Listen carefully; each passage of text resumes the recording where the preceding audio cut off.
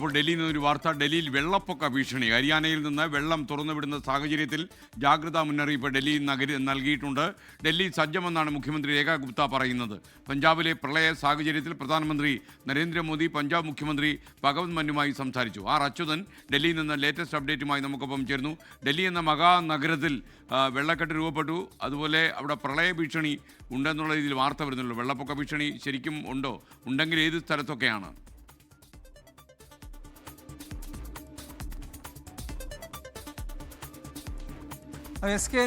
അതായത് ഈ ഹരിയാനയിലെ അണക്കെട്ടുകളിൽ നിന്ന് വെള്ളം തുറന്നുവിട്ടിരിക്കുകയാണ്. ഈ പശ്ചാത്തലത്തിലാണ് ഇപ്പോൾ ഡൽഹിയിൽ ഒരു വെള്ളപ്പൊക്ക ഭീഷണി നിലവിലുള്ളത്.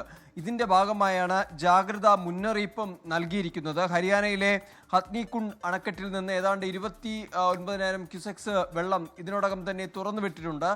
നേരത്തെ തന്നെ കഴിഞ്ഞ ദിവസങ്ങളിൽ യമുന നദിയിലെ ജലനിരപ്പ് അപകടനില അത് പിന്നിട്ടിരുന്നു. 205.33 മീറ്റർ പിന്നിട്ടിട്ടുണ്ട്. അപ്പോൾ ആ ഒരു സാഹചര്യം ഭീഷണിയായി നിലനിൽക്കുന്നു. ഒപ്പം തന്നെ ഇന്ന് രാത്രിയോടുകൂടി യമുന നദിയിലെ ജലനിരപ്പ് വീണ്ടും ഉയരാനുള്ള സാധ്യതകളുണ്ട്. ഈ ഒരു പശ്ചാത്തലത്തിലാണ് ഇപ്പോൾ അതീവ ജാഗ്രതാ മുന്നറിയിപ്പ് നൽകിയിരിക്കുന്നത്. ഇതിനോടകം തന്നെ പലയിടങ്ങളിലും ദുരിതാശ്വാസ ക്യാമ്പുകൾ തുറന്നിട്ടുണ്ട്. ഒപ്പം തന്നെ സാഹചര്യങ്ങൾ സസൂക്ഷ്മം നിരീക്ഷിക്കാൻ ഉദ്യോഗസ്ഥരെയും ചുമതലപ്പെടുത്തിയതായാണ് മുഖ്യമന്ത്രി രേഖ ഗുപ്ത അറിയിക്കുന്നത്. എല്ലാ തരത്തിലും പൂർണ്ണമായും ഡൽഹി നഗരം സജ്ജമാണ് എന്നുകൂടി മുഖ്യമന്ത്രി ഉറപ്പു നൽകുന്നു. ആ പശ്ചാത്തലത്തിലും താഴ്ന്ന പ്രദേശങ്ങളിൽ നേരിയ ഭീഷണി നിലനിൽക്കുന്നുണ്ട്. ഇതിനു മുൻപ് 2023 ഇത്തരത്തിൽ അണക്കെട്ട് ഹരിയാനയിലെ അണക്കെട്ടിൽ നിന്ന് വെള്ളം തുറന്നു വിട്ടത് വലിയ രീതിയിൽ ഡൽഹിയിലെ പലയിടങ്ങളിലും വെള്ളപ്പൊക്കം ഉണ്ടാകുന്ന സാഹചര്യങ്ങൾ ഉണ്ടായിരുന്നു. എന്തായാലും നിലവിൽ പൂർണ്ണ തയ്യാറെടുപ്പ് എടുത്തിട്ടുണ്ട് എന്നതാണ് ഡൽഹി സർക്കാർ അറിയിക്കുന്നത്.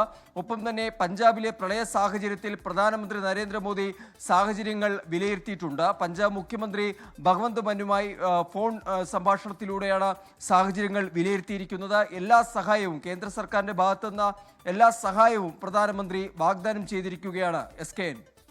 ആർ അച്യുതനാണ് വിവരങ്ങൾ നൽകിയത്.